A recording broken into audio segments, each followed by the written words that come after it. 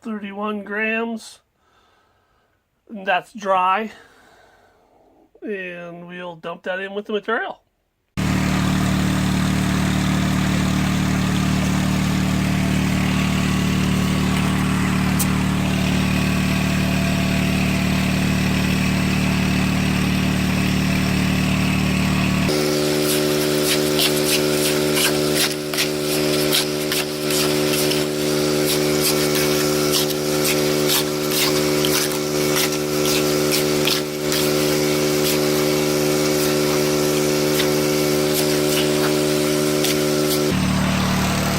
Alright, so we're going to feed this guy pretty quick.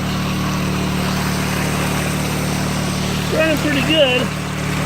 It's still only acting like a 2-inch dredge, not even a 2.5. And that's a good flow through there. Pretty flat.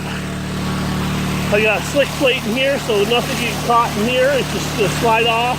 So the first cell is going to kind of probably ramp out and hit the second cell and start. So we're going to feed this guy as fast as I can scoop it because we're dredging now, so we're going to be sucking up a lot of material. So as fast as I can scoop these guys, so as fast as I can, as fast as we're going to feed it.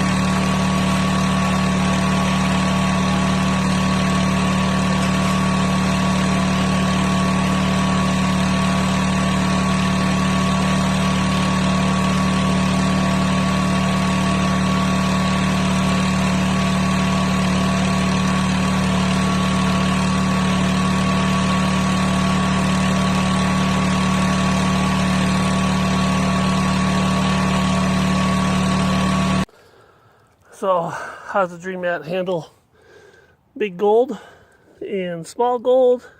That's a piece of iron cube pyrite out of a rock. I put that in there on purpose and a bunch of other iron cubes because people are asking how it's going to handle heavy quartz. Is the Dream Mat going to blow out the heavy quartz? So that's going to give us a good indication. As you can see, the way it ramped off of there when it was running. So, you know, basically this may be in a little bit of a dead zone. But anyways, so we ramped the material off and went running. So as you can see, we got gold on the mat up front.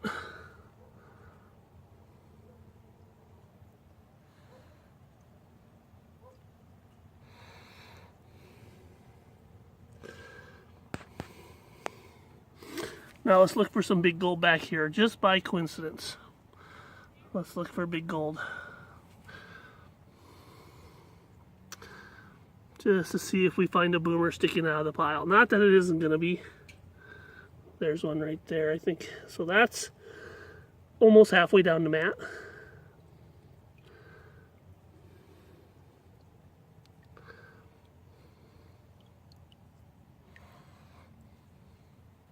I'm going to run the pump just for a little bit more, just to flush some material out because I ended it pretty quick.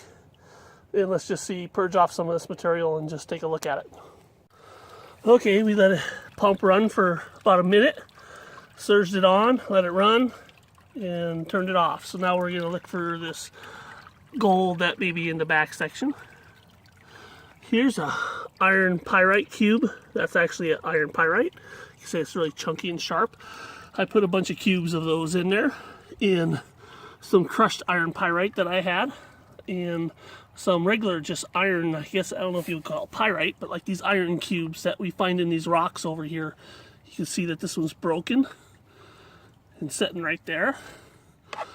And so here's our piece of gold that was halfway down the mat that we looked at before. It didn't go nowhere, still there. Some gold in there. So this is the dredge mat running in a 12-inch high banker, probably at about a 2-inch dredge water speed. I wouldn't give it any more than that. And say that's about what it is. And we fed it really fast, so if a person was really pulling off some sand, we were way more than their official 10% nozzle use, which they suggest from, you know, some other manufacturers say you should only suck 10% of the volume. We were easily running 50%. Just running, you know, I don't know by volume. I don't know if we were quite doing that. But anyways, you saw me scooping it in. You judge for yourself. You know, I don't have to try to explain everything. More of the iron cubes. That is an iron cube there. So like heavy quartz and stuff, people are wondering how that would, iron cube again, would blow out of the box. Here's a piece of quartz actually right here. Anyways, that's what you're gonna see. All right. There's the cleanup mud. And I will go through that another day because I gotta take care of some packages tonight. There's the above 1/4 inch stuff.